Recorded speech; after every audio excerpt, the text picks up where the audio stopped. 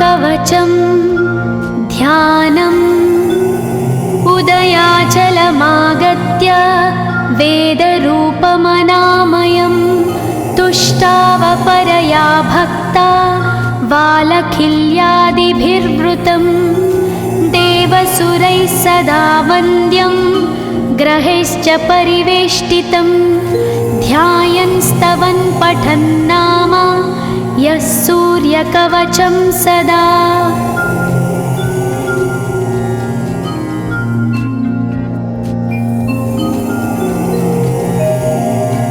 कवचं गृणिः पातु शिरोदेशं सूर्यः पालं च पातु मे आदित्यो लोचने पातु श्रुतिपातः प्रभाकरः घ्राणं पातु सदा भानो अर्कपातु तथा।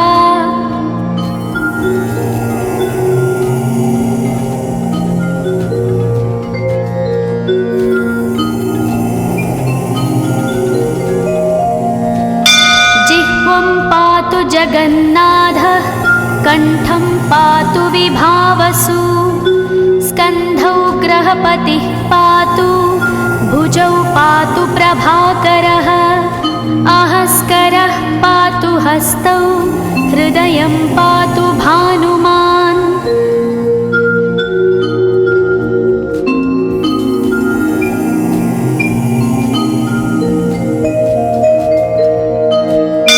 मध्यं च पातु सप्ताश्वो नाभिं पातु नभोमणिः द्वादशात्मा कटिं पातु सविता पातु सक्तिनी ऊरू पातु सुरश्रेष्ठो जानुनी पातु भास्करः जङ्घे पातु च मार्ताण्डो गुल्फौ पातु त्विषाम्पतिः।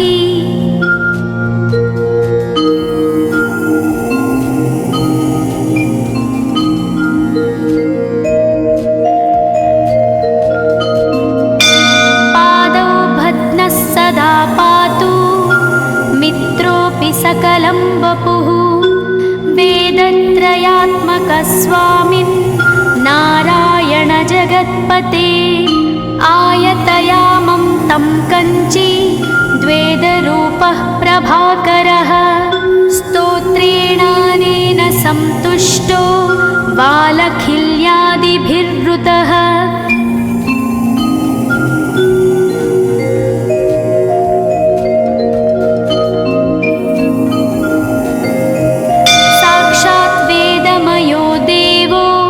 रथारूढः समागतः तं दृष्ट्या सहस्तोत्थाय दण्डवत् प्रणमन् भुवि कृताञ्जलिपुटो भूत्वा सूर्यस्याग्रे स्तुवत्तदा वेदमूर्तिः महाभागो ज्ञानदृष्टिर्विचार्य च ब्रह्मणा स्थापितं पूर्वं यथा यमाविवर्जितम्।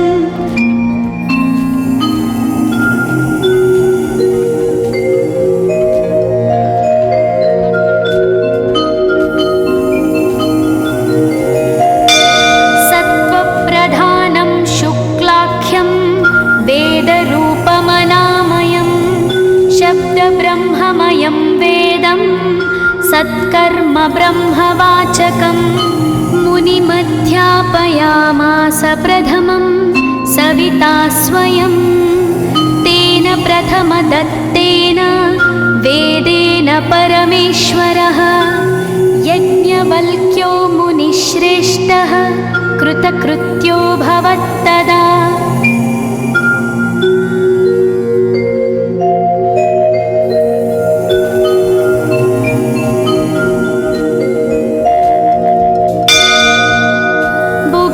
सकलान् वेदान् ज्ञातवान् सूर्यसन्निधौ इदं स्तोत्रं महापुण्यं पवित्रं पापनाशनं यः पठेच्छृणुयाद्वापि सर्वपापैः प्रमुच्यते वेदार्थज्ञानसम्पन्नः सूर्यलोकमवाप्नुयात्।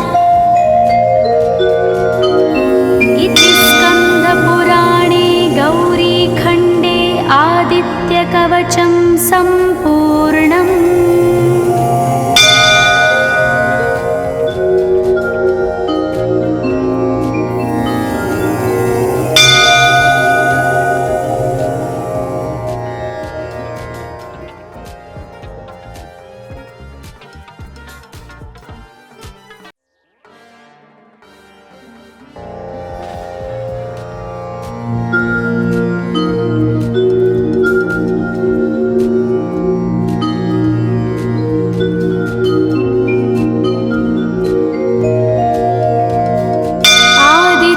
कवचं ध्यानम् उदयाचलमागत्य वेदरूपमनामयं तुष्टावपरया भक्ता वालखिल्यादिभिर्वृतं देवसुरैः सदा वन्द्यं ग्रहैश्च परिवेष्टितं ध्यायन् स्तवन् पठन् नाम यः सूर्यकवचं सदा।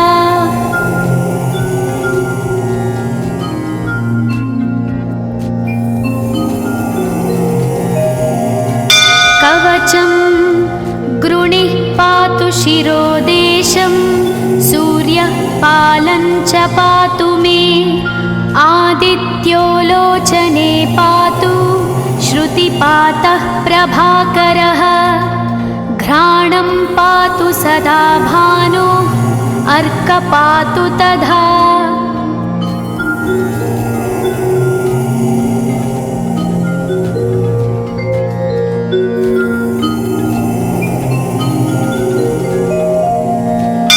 जिह्वं पातु जगन्नाथः कण्ठं पातु विभावसु स्कन्धौ ग्रहपतिः पातु भुजौ पातु प्रभाकरः अहस्करः पातु हस्तौ हृदयं पातु भानुमान्।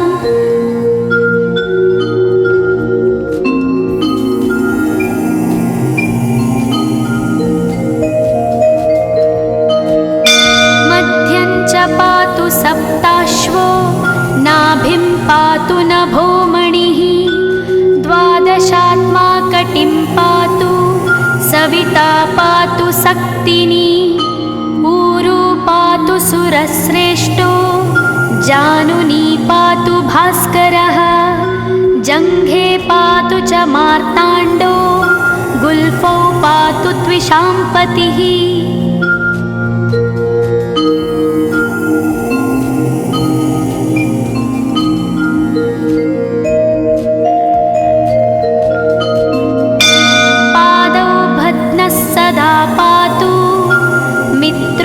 सकलं वपुः वेदत्रयात्मकस्वामिन् नारायण जगत्पते आयतयामं तं कञ्ची द्वेदरूपः प्रभाकरः स्तोत्रेणानेन सन्तुष्टो वालखिल्यादिभिर्वृतः।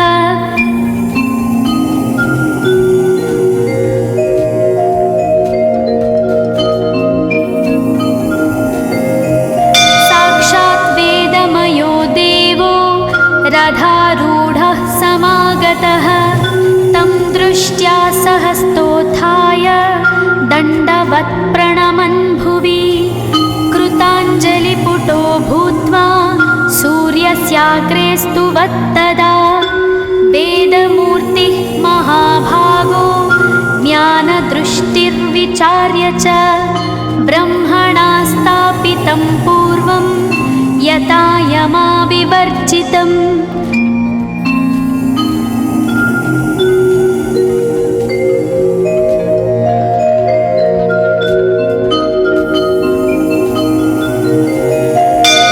सत्त्वप्रधानं शुक्लाख्यं वेदरूपमनामयं शब्दब्रह्ममयं वेदं सत्कर्म ब्रह्मवाचकम् मुनिमध्यापयामास प्रथमं सविता स्वयं तेन प्रथमदत्तेन वेदेन परमेश्वरः यज्ञवल्क्यो मुनिश्रेष्ठः कृतकृत्यो भवत्तदा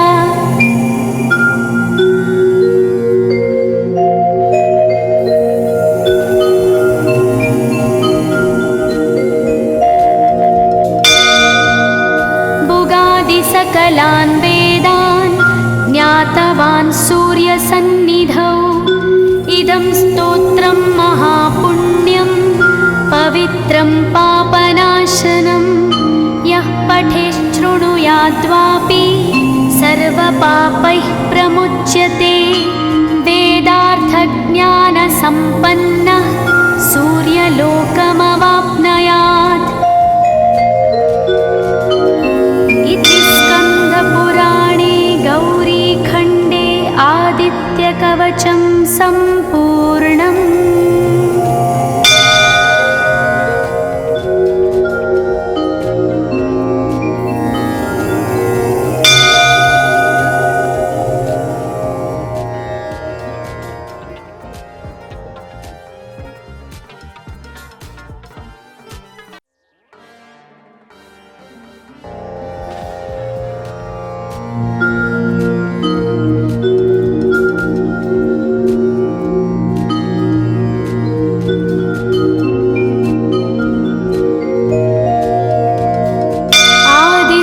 कवचं ध्यानम् उदयाचलमागत्य वेदरूपमनामयं तुष्टावपरया भक्ता वालखिल्यादिभिर्वृतं देवसुरैः सदा वन्द्यं ग्रहैश्च परिवेष्टितं ध्यायन् स्तवन् पठन् नाम यः सूर्यकवचं सदा।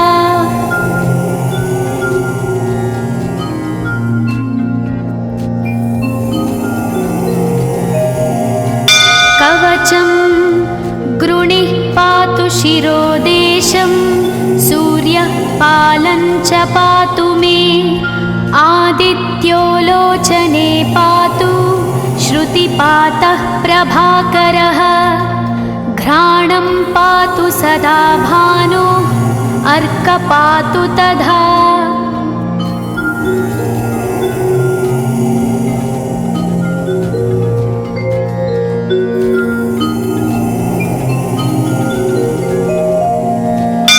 जिह्वं पातु जगन्नाथः कण्ठं पातु विभावसु स्कन्धौ ग्रहपतिः पातु भुजौ पातु प्रभाकरः आहस्करः पातु हस्तौ हृदयं पातु भानुमान्।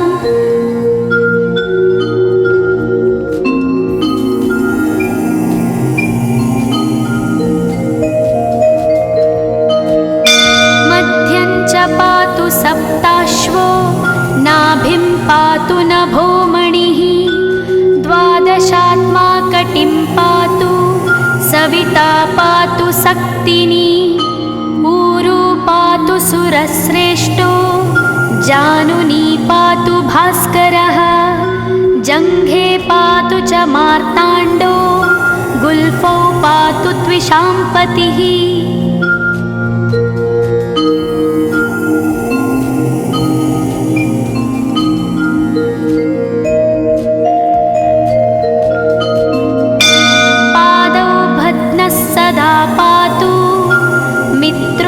सकलं वपुः वेदत्रयात्मकस्वामिन् नारायण जगत्पते आयतयामं तं कञ्ची द्वेदरूपः प्रभाकरः स्तोत्रेणानेन सन्तुष्टो वालखिल्यादिभिर्वृतः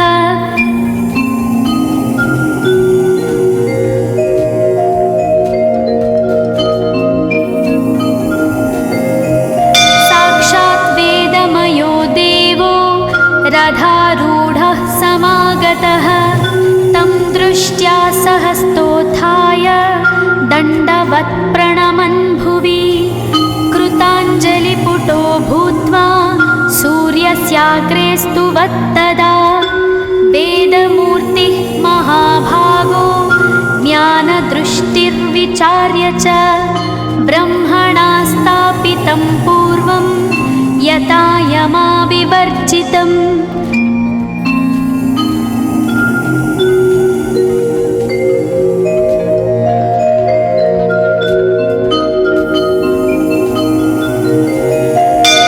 सत्त्वप्रधानं शुक्ल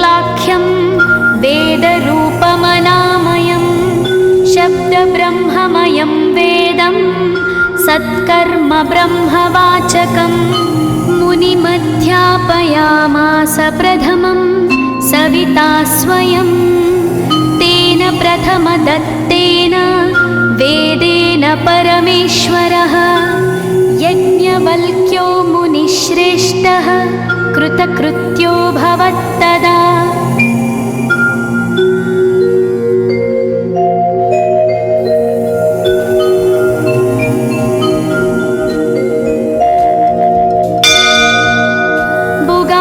सकलान् वेदान् ज्ञातवान् सूर्यसन्निधौ इदं स्तोत्रं महापुण्यं पवित्रं पापनाशनं यः पठेच्छृणुयाद्वापि सर्वपापैः प्रमुच्यते वेदार्थज्ञानसम्पन्नः सूर्यलोकमवाप्नुयात्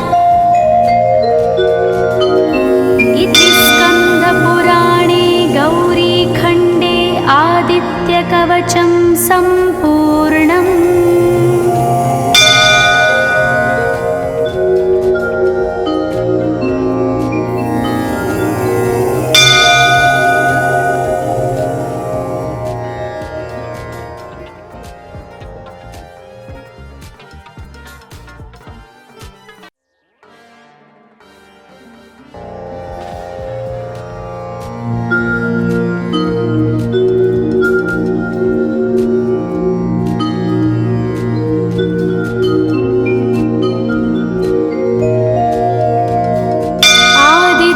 कवचं ध्यानम् उदयाचलमागत्य वेदरूपमनामयं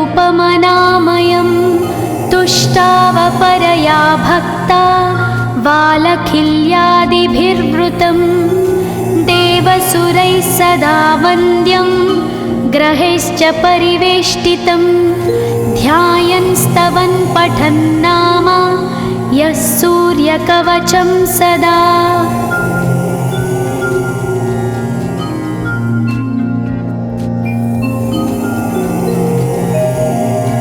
कवचं गृणिः पातु शिरोदेशं सूर्यः पालं च पातु मे आदित्यो लोचने पातु श्रुतिपातः प्रभाकरः घ्राणं पातु सदा भानो अर्क पातु तथा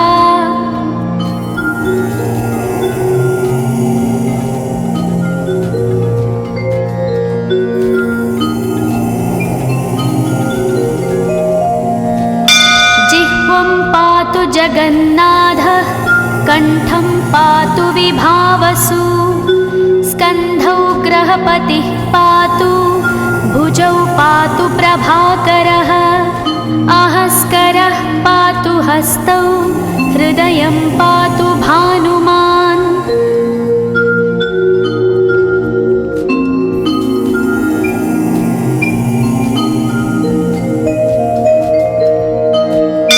मध्यं च पातु सप्ताश्वो नाभिं पातु नभोमणिः द्वादशात्मा कटिं पातु सविता पातु सक्तिनी ऊरू पातु सुरश्रेष्ठो जानुनी पातु भास्करः जङ्घे पातु च मार्ताण्डो गुल्फौ पातु त्विषाम्पतिः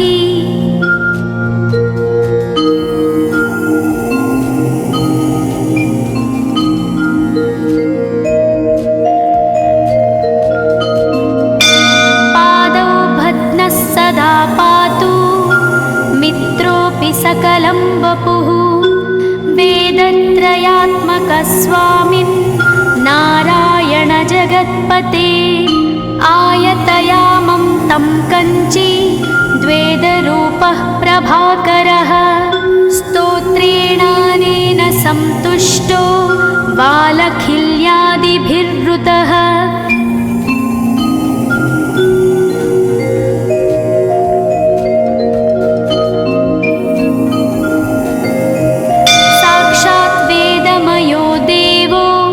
रथारूढः समागतः तं दृष्ट्या सहस्तोत्थाय दण्डवत् प्रणमन् भुवि कृताञ्जलिपुटो भूत्वा सूर्यस्याग्रे स्तुवत्तदा वेदमूर्तिः महाभागो ज्ञानदृष्टिर्विचार्य च ब्रह्मणा स्थापितं पूर्वं यथा यमाविवर्जितम्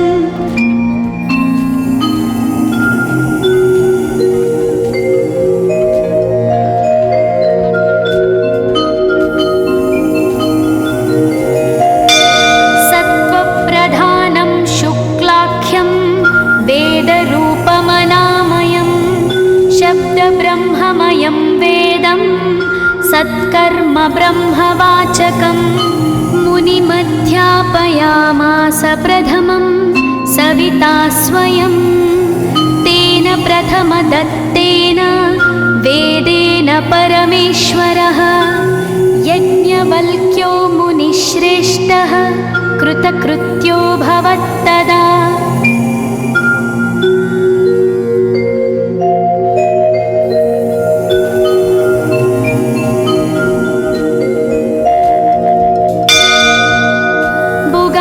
सकलान् वेदान् ज्ञातवान् सूर्यसन्निधौ इदं स्तोत्रं महापुण्यं पवित्रं पापनाशनं यः पठेच्छृणुयाद्वापि सर्वपापैः प्रमुच्यते वेदार्थज्ञानसम्पन्नः सूर्यलोकमवाप्नुयात्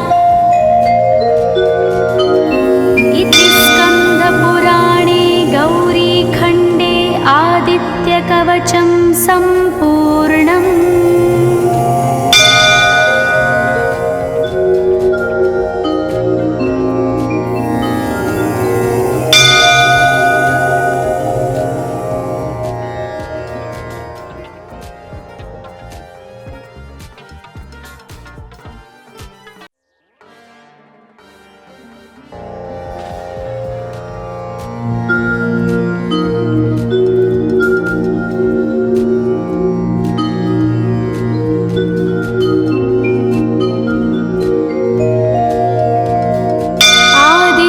कवचं ध्यानम् उदयाचलमागत्य वेदरूपमनामयं तुष्टावपरया भक्ता वालखिल्यादिभिर्वृतं देवसुरैः सदा वन्द्यं ग्रहैश्च परिवेष्टितं ध्यायन् स्तवन् पठन् नाम यः सूर्यकवचं सदा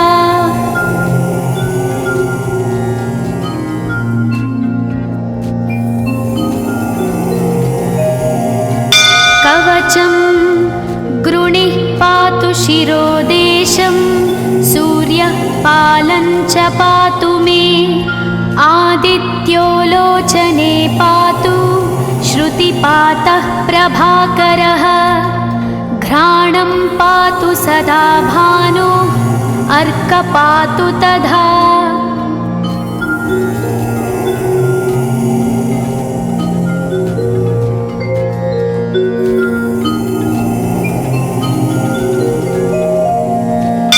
जिह्वं पातु जगन्नाथः कण्ठं पातु विभावसु स्कन्धौ ग्रहपतिः पातु भुजौ पातु प्रभाकरः अहस्करः पातु हस्तौ हृदयं पातु भानुमान्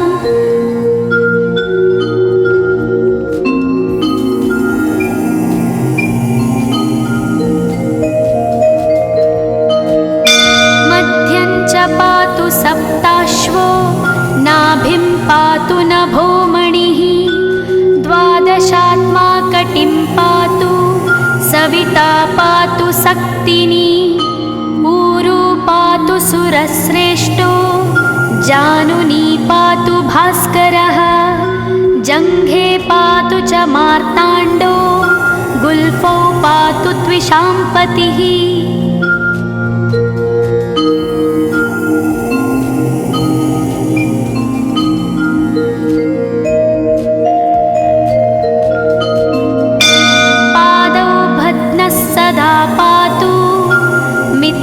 यस्योऽपि सकलं वपुः वेदत्रयात्मकस्वामिन् नारायण जगत्पते आयतयामं तं कञ्ची द्वेदरूपः प्रभाकरः स्तोत्रेणानेन सन्तुष्टो बालखिल्यादिभिर्वृतः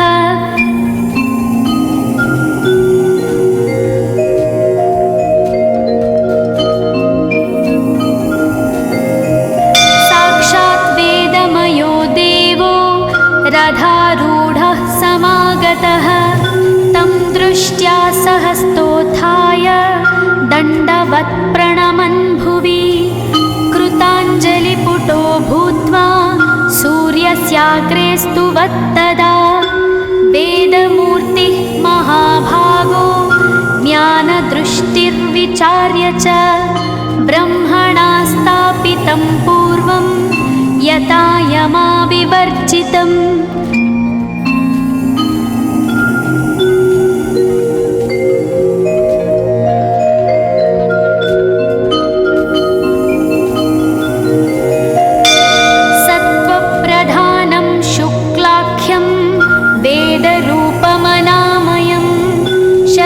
ब्रह्ममयं वेदं सत्कर्म ब्रह्मवाचकं मुनिमध्यापयामास प्रथमं सविता स्वयं तेन प्रथमदत्तेन वेदेन परमेश्वरः यज्ञवल्क्यो मुनिश्रेष्ठः कृतकृत्यो भवत्तदा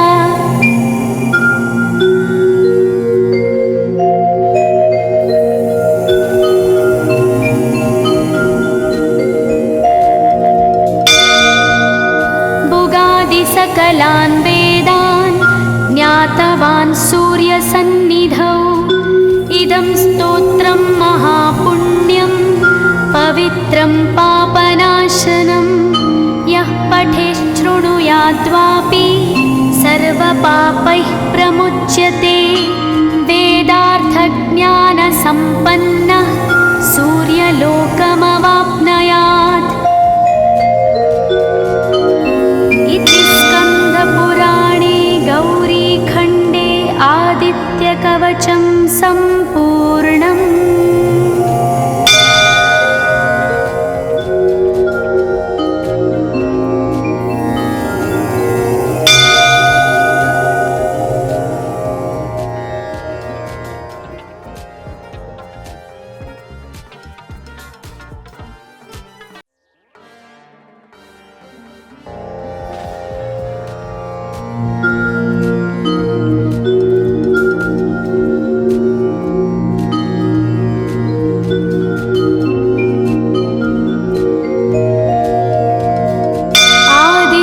कवचं ध्यानम् उदयाचलमागत्य वेदरूपमनामयं तुष्टावपरया भक्ता बालखिल्यादिभिर्वृतं देवसुरैः सदा वन्द्यं ग्रहैश्च परिवेष्टितं ध्यायन् स्तवन् पठन् नाम यः सूर्यकवचं सदा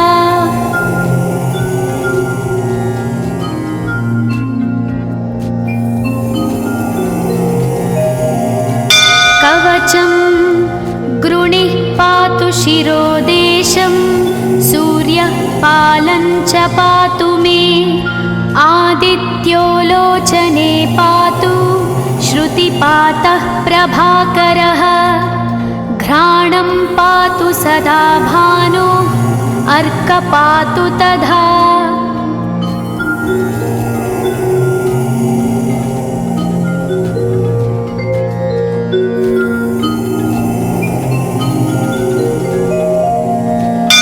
जिह्वं पातु जगन्नाथः कण्ठं पातु विभावसु स्कन्धौ ग्रहपतिः पातु भुजौ पातु प्रभाकरः अहस्करः पातु हस्तौ हृदयं पातु भानुमान्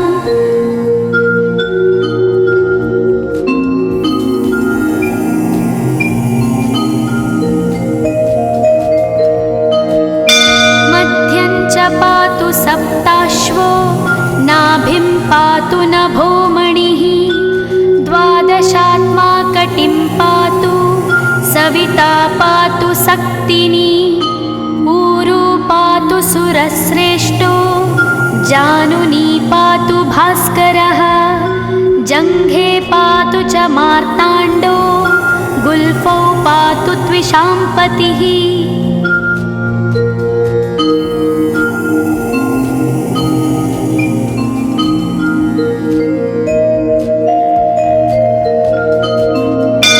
पादौ भद्नः सदा पातु मित्रोऽपि सकलं वपुः वेदत्रयात्मकः स्वामिन् नारायण जगत्पते आयतयामं तं कञ्ची द्वेदरूपः प्रभाकरः स्तोत्रेणानेन सन्तुष्टो वालखिल्यादिभिर्वृतः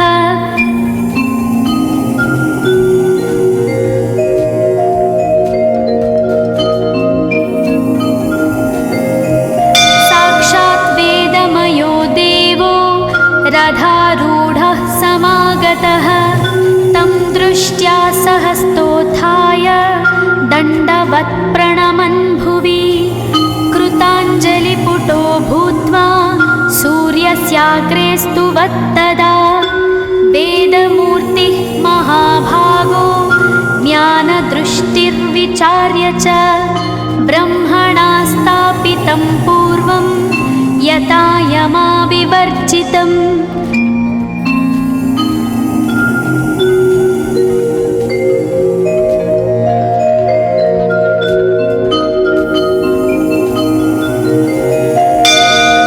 सत्त्वप्रधानं शुक्लाख्यं वेदरूपमनामयं शब्दब्रह्ममयं वेदं सत्कर्म ब्रह्मवाचकं मुनिमध्यापयामास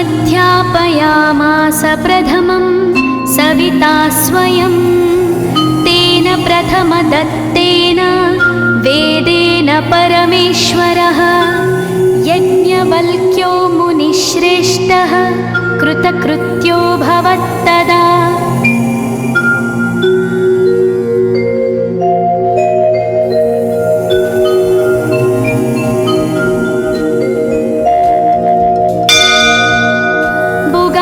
सकलान् वेदान् ज्ञातवान् सूर्यसन्निधौ इदं स्तोत्रं महापुण्यं पवित्रं पापनाशनं यः पठेच्छृणुयाद्वापि सर्वपापैः प्रमुच्यते वेदार्थज्ञानसम्पन्नः सूर्यलोकमवाप्नुयात् इति स्कन्दपुराणे गौरीखण्डे आदित्यकवचं सम्पूर्णम्।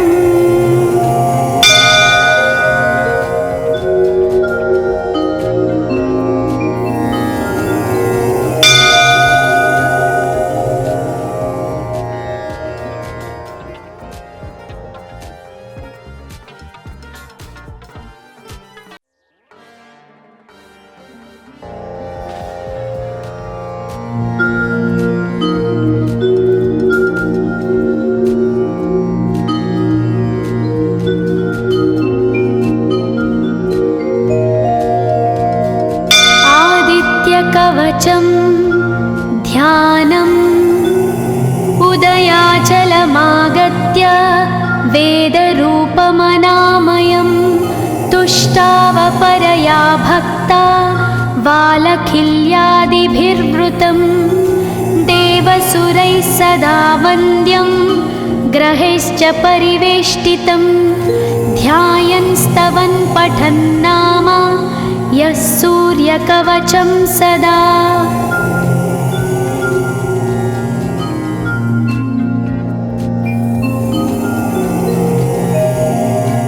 कवचं गृणिः पातु शिरोदेशं सूर्यः पालं च पातु मे आदित्यो लोचने पातु श्रुतिपातः प्रभाकरः घ्राणं पातु सदा भानो अर्कपातु तथा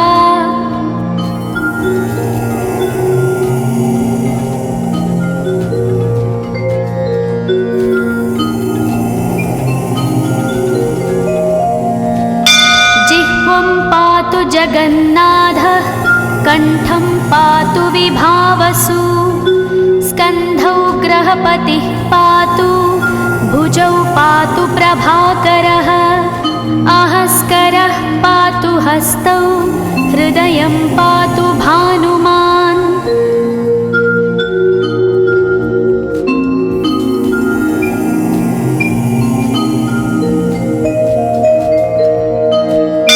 मध्यं च पातु सप्ताश्वो, नाभिं पातु नभोमणिः, द्वादशात्मा कटिं पातु, सविता पातु सक्तिनी, ऊरू पातु सुरश्रेष्ठो, जानुनी पातु भास्करः, जङ्घे पातु च मार्ताण्डो, गुल्फौ पातु त्विषाम्पतिः।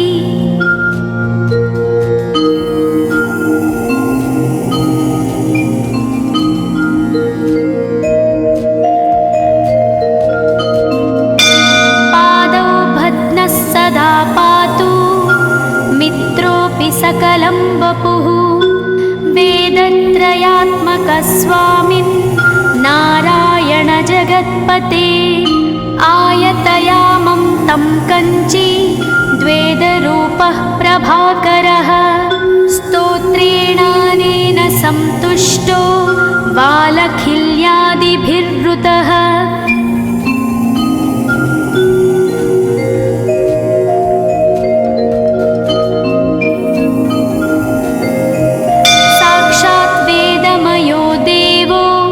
रथारूढः समागतः, तं दृष्ट्या सहस्तोत्थाय दण्डवत् प्रणमन् भुवि, कृताञ्जलिपुटो भूत्वा सूर्यस्याग्रे स्तुवत्तदा, वेदमूर्तिः महाभागो ज्ञानदृष्टिर्विचार्य च, ब्रह्मणा स्थापितं पूर्वं यथा यमाविवर्जितम्।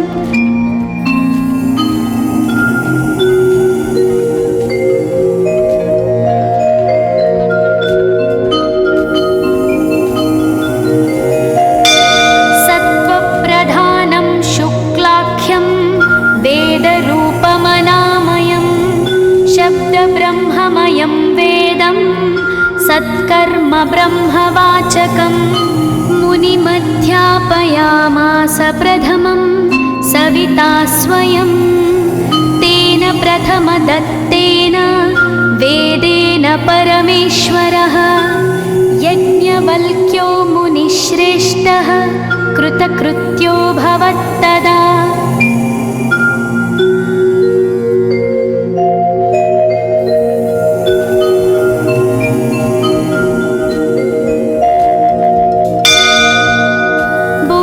सकलान् वेदान् ज्ञातवान् सूर्यसन्निधौ, इदं स्तोत्रं महापुण्यं पवित्रं पापनाशनं, यः पठेच्छृणुयाद्वापि सर्वपापैः प्रमुच्यते, वेदार्थज्ञानसम्पन्नः सूर्यलोकमवाप्नुयात्।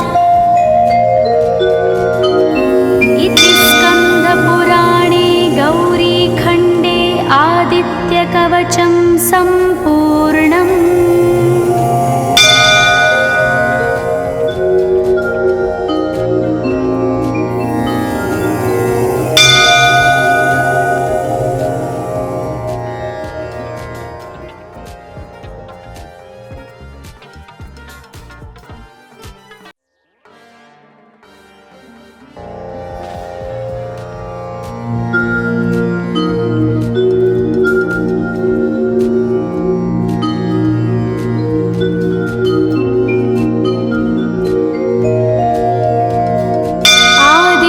कवचं ध्यानम् उदयाचलमागत्य वेदरूपमनामयं तुष्टावपरया भक्ता वालखिल्यादिभिर्वृतं देवसुरैः सदा वन्द्यं ग्रहैश्च परिवेष्टितं ध्यायन् स्तवन् पठन् नाम यः सूर्यकवचं सदा।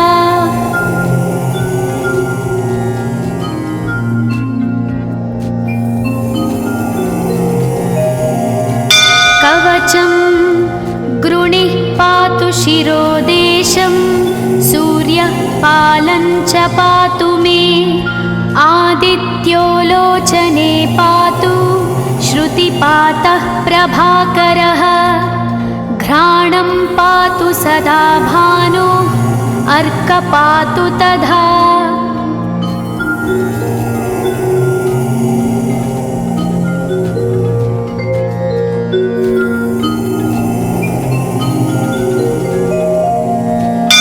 जिह्वं पातु जगन्नाथः, कण्ठं पातु विभावसु, स्कन्धौ ग्रहपतिः पातु, भुजौ पातु प्रभाकरः, अहस्करः पातु हस्तौ, हृदयं पातु भानुमान्।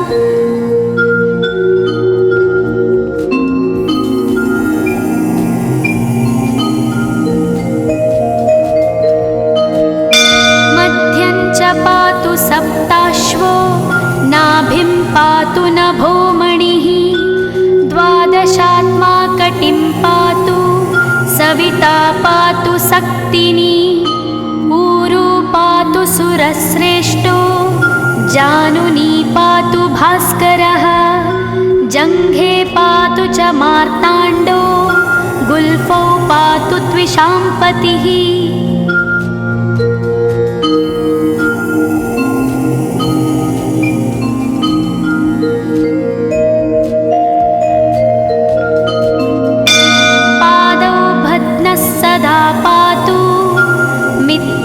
सकलं वपुः, वेदत्रयात्मकस्वामिन्, नारायण जगत्पते, आयतयामं तं कञ्ची, द्वेदरूपः प्रभाकरः, स्तोत्रेणानेन सन्तुष्टो, वालखिल्यादिभिर्वृतः।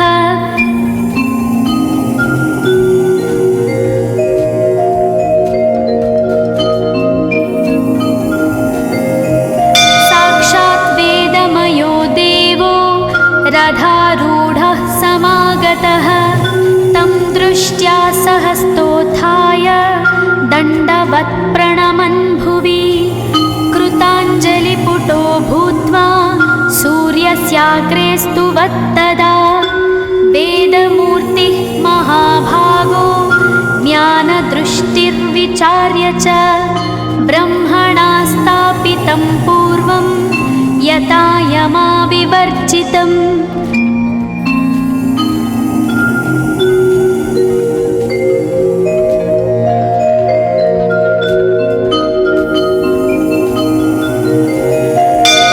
सत्त्वप्रधानं शुक्लाख्यं, वेदरूपमनामयं, शब्दब्रह्ममयं वेदं, सत्कर्म ब्रह्मवाचकम्।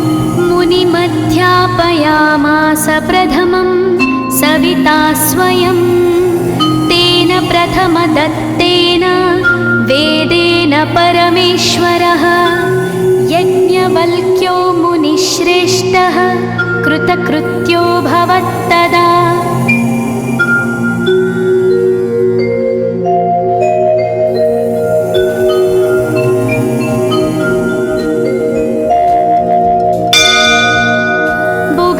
सकलान् वेदान् ज्ञातवान् सूर्यसन्निधौ, इदं स्तोत्रं महापुण्यं, पवित्रं पापनाशनं, यः पठेच्छृणुयाद्वापि, सर्वपापैः प्रमुच्यते। वेदार्थज्ञानसम्पन्नः, सूर्यलोकमवाप्नुयात्। इति स्कन्दपुराणे गौरीखण्डे आदित्यकवचं सम्पूर्णम्।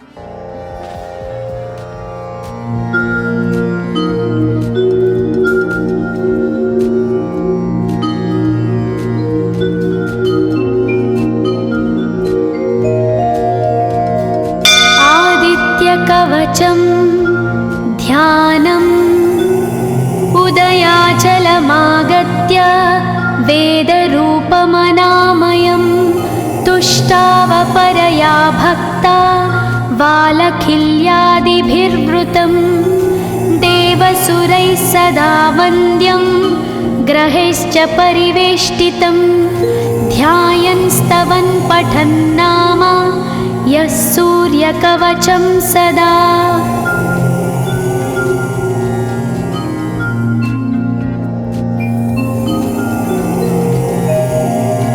कवचं गृणिः पातु शिरोदेशं सूर्यः पालं च पातु मे आदित्यो लोचने पातु श्रुतिपातः प्रभाकरः घ्राणं पातु सदा भानो अर्क पातु तथा।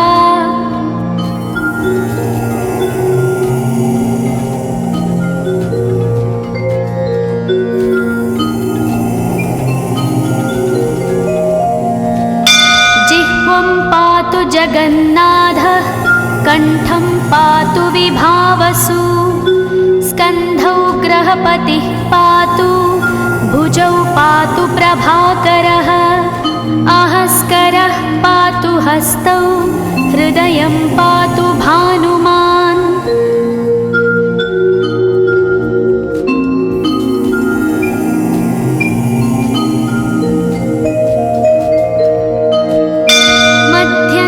पातु सप्ताश्वो नाभिं पातु नभोमणिः द्वादशात्मा कटिं पातु सविता पातु सक्तिनी ऊरू पातु सुरश्रेष्ठो जानुनी पातु भास्करः जङ्घे पातु च मार्ताण्डो गुल्फौ पातु त्विषाम्पतिः।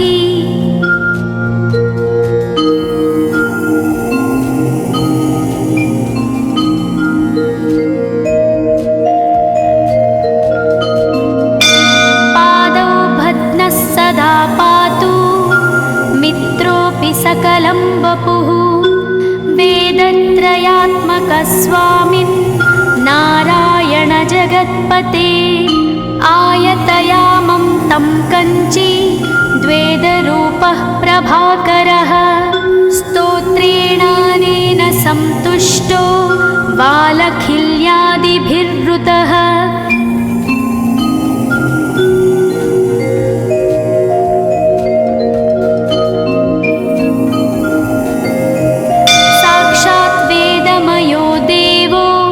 रथारूढः समागतः तं दृष्ट्या सहस्तोत्थाय दण्डवत् प्रणमन् भुवि कृताञ्जलिपुटो भूत्वा सूर्यस्याग्रे स्तुवत्तदा वेदमूर्तिः महाभागो ज्ञानदृष्टिर्विचार्य च ब्रह्मणा स्थापितं पूर्वं यथा यमाविवर्जितम्।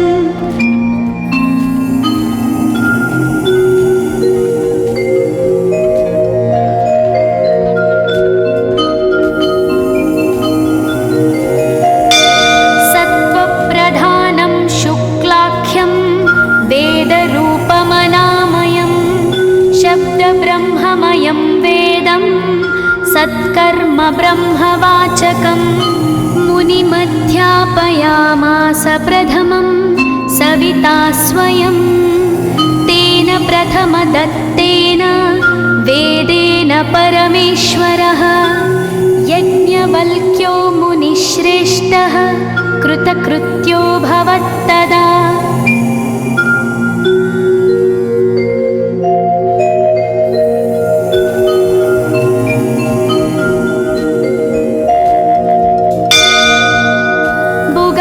सकलान् वेदान् ज्ञातवान् सूर्यसन्निधौ इदं स्तोत्रं महापुण्यं पवित्रं पापनाशनं यः पठेच्छृणुयाद्वापि सर्वपापैः प्रमुच्यते वेदार्थज्ञानसम्पन्नः सूर्यलोकमवाप्नुयात्।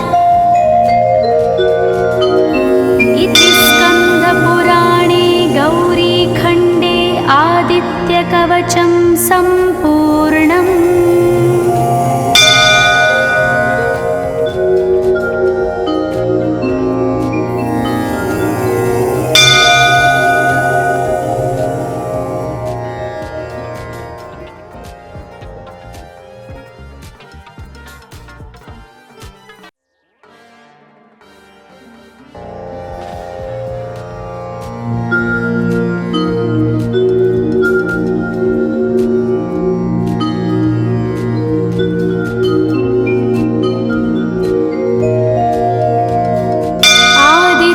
कवचं ध्यानम् उदयाचलमागत्य वेदरूपमनामयं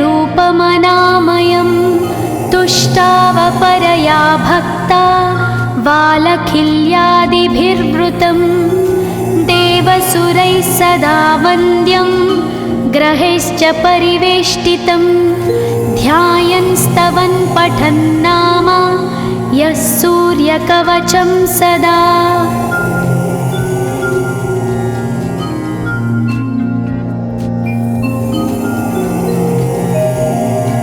कवचं गृणिः पातु शिरोदेशं सूर्यः पालं च पातु मे आदित्यो लोचने पातु श्रुतिपातः प्रभाकरः घ्राणं पातु सदा भानो अर्क पातु तथा।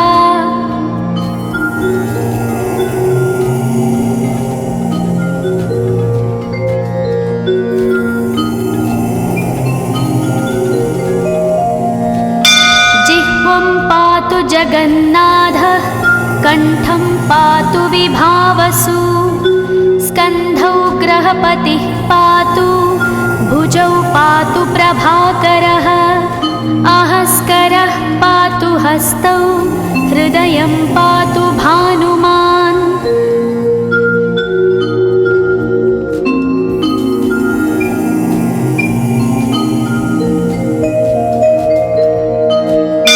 मध्यं च पातु सप्ताश्वो नाभिं पातु नभोमणिः द्वादशात्मा कटिं पातु सविता पातु सक्तिनी ऊरू पातु सुरश्रेष्ठो जानुनी पातु भास्करः जङ्घे पातु च मार्ताण्डो गुल्फौ पातु त्विषाम्पतिः।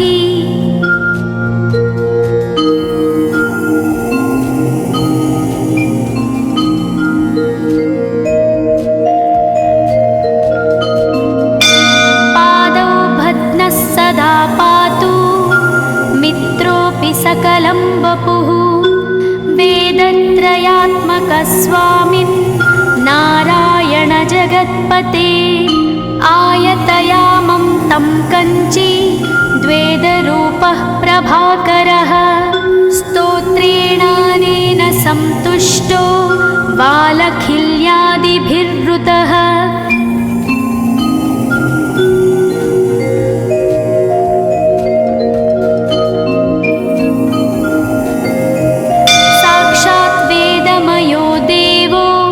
रथारूढः समागतः तं दृष्ट्या सहस्तोत्थाय दण्डवत् प्रणमन् भुवि कृताञ्जलिपुटो भूत्वा सूर्यस्याग्रे स्तुवत्तदा वेदमूर्तिः महाभागो ज्ञानदृष्टिर्विचार्य च ब्रह्मणा स्थापितं पूर्वं यथा यमाविवर्जितम्।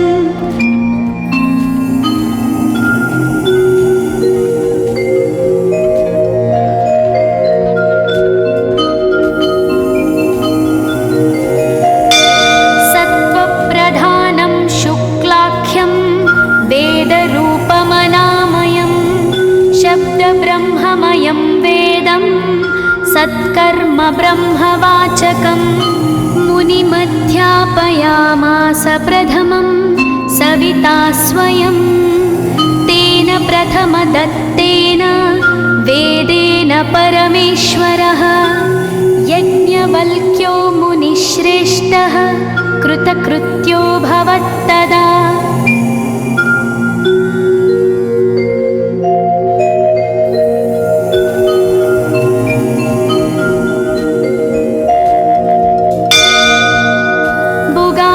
सकलान् वेदान् ज्ञातवान् सूर्यसन्निधौ। इदं स्तोत्रं महापुण्यं पवित्रं पापनाशनं यः पठेच्छृणुयाद्वापि सर्वपापैः प्रमुच्यते। वेदार्थज्ञानसम्पन्नः सूर्यलोक